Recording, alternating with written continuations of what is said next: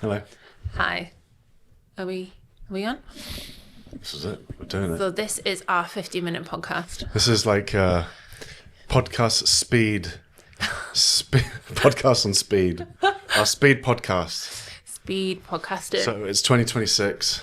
Uh-huh. What's this year bringing you? What have we got on the cards, Dawn, for 2026? What I wanted to talk about was how to navigate living in the apocalypse and having a business. So, How's that going for you? like that. Yeah. Like, I'm like, yes, I've got this. Fucking hell, I am rocking being a mom, running a business, also working, looking after, I was going to call her a puppy, but she's not really a puppy anymore, like a dog, and then renovating a house, kind of staying sane. You're doing all of that at the same time.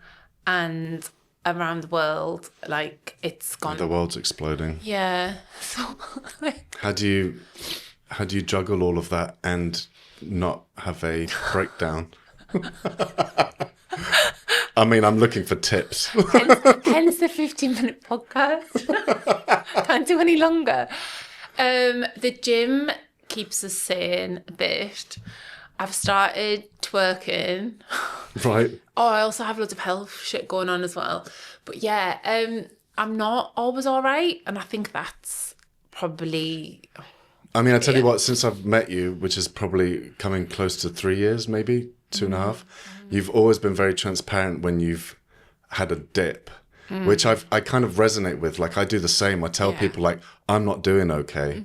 And I think that takes a lot of the pressure off when you're not.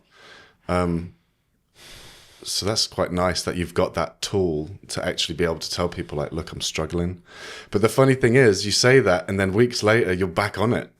Like, you just jump back on the thing. What's your motivation for, like, doing all of this? I think without the shamanic stuff and the skills and the journeying, I'd be in a proper dark hole. So I think, wow, I've got all of this. What was your question? Sorry, I'd gone off myself. What's your motivation for, like, because you're juggling things all at the same time. For the business. Some people could say, like, you could put the business aside, or you could not do the house at the moment, or, you know. But it seems like you thrive as well as... Yeah. Is it intentional to take on everything at the same time, or is it just how I'm really trying to offload at the moment because I realised it was a pattern of just, like, not being able to just being still, you know, like, allow my nervous system to be okay, because it's like, oh, I'll take on a new thing. So at the moment I'm like, right, okay. Like, and one of the things that I've been doing is, like, not being able to celebrate. I actually saw somebody posted a reel the other day about, like, ADHD and how we're like, oh, do you want to do this thing? And we're like, yeah, we'll do it. But we're so focused on the doing, and then after it, you don't actually be in the fucking how amazing am I to celebrate. It's just relief that the thing's done, and then we just move to, like, the next thing. And I think that's probably how I've lived my life. And so the last few months I've been, okay, right, if I carry on like this, I'm going to be in burnout. What can I offload and unburden? And then with, like, unburdening, I'm like, fuck, I am carrying more than is humanly. How the hell was I carrying all of that? So I'm going through this process of, like, unburdening. And also in embodied shamanism, like my shamanic training, I am training people, teaching people, so they've got the skills. And then last week when I was in a real doubt, like, dip, sometimes even as a practitioner, you need somebody else to come and help. And so I was in that, and I asked for help, and then the training that we're doing on the course is exactly the medicine that we needed. So I was like, wow, this is all divine. So what does the training, what can the training gift people? What can they benefit from doing your training? It's the medicine that's going to save the world. Because if you think about in the past, well, you might not think about this, but historically, when the power, like the really dark fucking forces that are making themselves known now, really what they're up to and how they're running the world, they have been in control for a long, long time. And so it all stems back to, like, colonization and, like, the history of the British Isles. Like, the history that we're taught isn't the real history. But when they would colonize a new area, like, and they did it to us first, and I think I talked about this in other podcasts, like through the Harrying of the North, like the invaders that came, that took over, like, our people, like the Celtic tribes, they took out all the shamans first, because the shamans, they can't be fucked with. Because when you're, and you don't necessarily have to resonate with the term shaman. I'm just saying the people that are on this path, the people that are waking up and healing and unfucking their mind, I'm calling them shamans. I might not necessarily resonate with that, but the people that are doing the work to go down the rabbit holes and to understand like sovereignty and to kind of heal themselves and ancestral healing and a child and all of that, and really like be there in the light, to not fall for the propaganda and the, you know, the left versus right and all this division, who are able to stand, they are completely unfuckable with. Like, you can't, and yes, we have downward spirals and mental health. Like, how could you not be a bit insane living in the fucking, like, how could you not have some darkness? It's actually the definition of insanity to be sane in these times. Like, if you weren't affected by what is coming up, you know, with COVID and the jabs, it's so much. If you're just like, oh, life's great, like, actually, yeah, there's something wrong with you. So actually, if you are dipping and being low, like, no wonder, like, give yourself a fucking break. Yeah. So who would you say, like, what you do, who would you say is it for? Who would, like, if there's somebody watching and they're thinking like, oh, is that for me? Yeah. What do they have to look in themselves to understand, like, oh, this could help? It's a messy question, to be fair. It's I guess the people that I tend to work with, it's changed, actually. It's evolved. Originally it was people who were afraid of their own power, so kind of they knew they were powerful, but they were a little bit like scared of it. Now, as I've shifted and evolved, and I'm not as afraid of my own power, I'm now attracting more people that might have been trained in other things like Reiki or different healer modalities that are connected to the earth and want to, and really it's about unlocking the magic.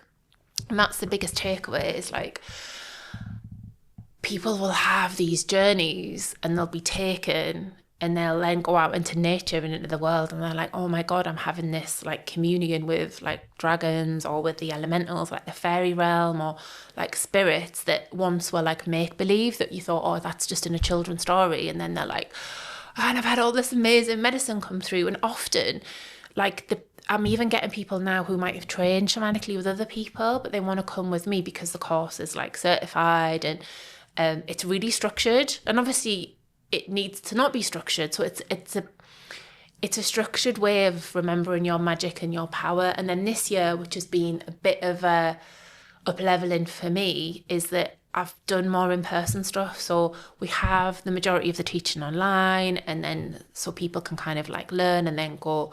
So it's like gentle, because it's like massively activating, like there's loads of activation and loads of transformation, so you need to have that in your own house.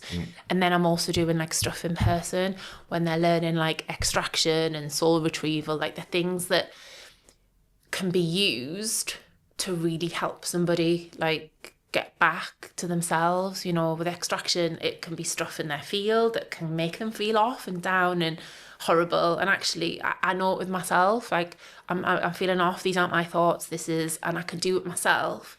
But to be able to do it for another is like a massive gift. And then with soul retrieval, we go through life, and like some of our early childhood experiences, if you think about trauma and dissociation, that is on a shamanic level, that's part of your soul disconnects out. And so when you do a soul retrieval, you're then bringing that back so that you can then come back into wholeness. And that was another reason why, like the shamans and the medicine people, whatever name you call, like the medicine people, they would, to keep the tribes healthy and whole, they would perform soul retrievals as well. So if there was like a natural disaster or something had happened to somebody in the tribe, then they would kind of, you know, they would come together and heal, and so that the tribe could be healthy. And like, that's the thing, like, we cannot imagine what it must have been like to live like that. And if you think about like a lot of the Europeans that went to fight in the various wars where the native tribes were still present in North America, many of the people, like, what do you call it when you leave the army, deserters. Yeah. They would like reject and they would go and live with the tribes, Yeah, even they're though like shunned. yeah, from society. and they'd just like go like the French and stuff, and like that's why there was so much intermittent, because they were like, fuck this life, we don't want to, like, because we think like that's the thing that we've been conditioned.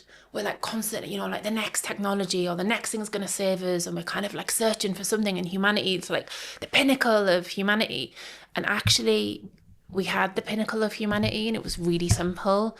And it was tribal, and it was songs and music and dance and growing and hunting and just living really simple lives. Yeah, we've massively overcomplicated it, and we're so far detached from it now. We think we need to fill up all our hours of every day with stuff and places and too many branches and too many places. And really a simpler life is what we're meant to be. It's crazy, isn't it? Because we talk about, you hear about like it takes a village to raise a child and about finding your tribe, but we're like connected with so many people on such a shallow level.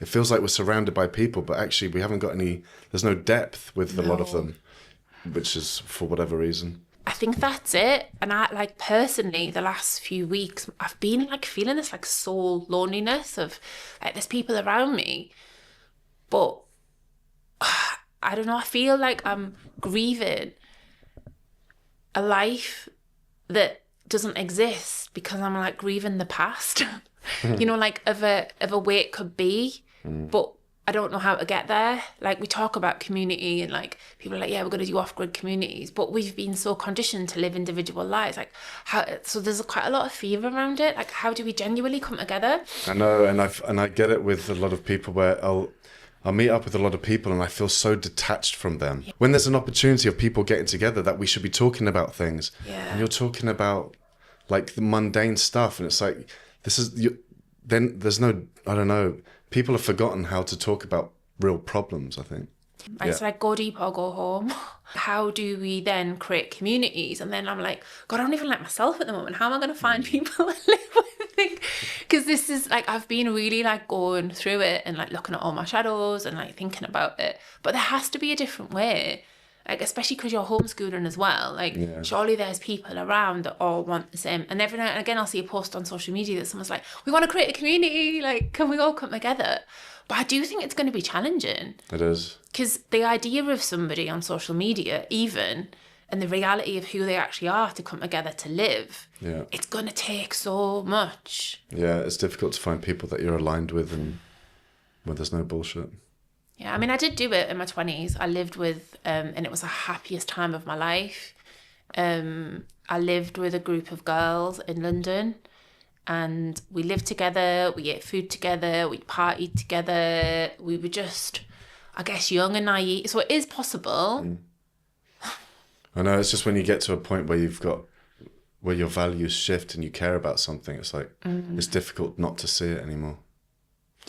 Anyway. What would you, just to end it, because we've got 15 minutes, so what would your vision, like, what would your vision of the future, like if you were calling in your soul tribe community and you didn't want to have that small talk about ladders or fucking DIY, like what, like close your eyes, like where would you be, what would it look like, what are the kind of values that you'd like to be around? I want to be in a place where I can be in a situation like that and safely and comfortably tell them, like, guys, I'm sorry, but this conversation isn't for me. And there'd be no judgment around it. I think that's where we need to get, because I don't think we're ever going to find a place where everybody agrees on the same things. But there needs to be less resistance against that. I wonder. I just think I want to normalize being able to say to someone like, I'm sorry, but this isn't for me. And I still love you. It's just this conversation about ladders that we're in, like hour 2, I'm going to have to remove myself from the conversation. But if you want to talk about something more aligned with what I want to talk about, like, I'm here for it. And then not have to be like this whole awkwardness. There's so much awkwardness going on in society that I notice. And I can't stand that, because we're all on the same side ultimately. And it's like, it's okay that we're all different. It's okay if you want to, you know, talk about the pigeon outside your fucking doorstep. That's cool. Talk about the pigeon. I haven't got space for the pigeon right now. But maybe next week I'll have a pigeon story to resonate with, you know, like maybe. Or maybe we just turn it into real dicks. Maybe I'm getting old and grumpy, you know, and it's like if we're not talking about childhood trauma, I don't want to talk about it. But it's I don't know. I'm curious. There might be a space for that. Just like, because there might be, even though there's other people getting involved with the conversation, there might be people pleasing or like putting on a mask or whatever. So by you then saying, "Oh, look, I'm being really honest," but not being a dick about it, then they might like, well, actually, I don't really talk about you. Do you see what I mean? And I mean, I'd love to be able to go like, I can see that you're masking and trying to be interesting, and I can see that you're masking and pretending you're interested. Mm-hmm. But that dynamic is exhausting for me to watch. Yeah.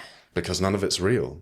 Yeah. But I mean, I've tried going deep with some of them, and it's like a brick wall. Yeah, you It's can just feel like, it sometimes. There's resistance, and they're almost questioning, like, well, why? Like, that's a bit of a weird question, or that's a weird conversation to bring up.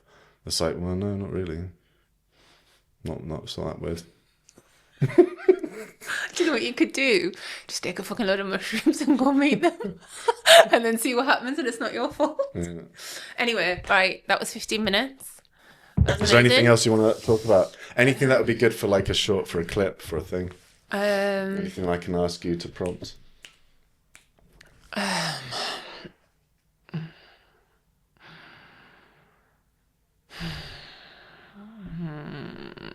No. Okay.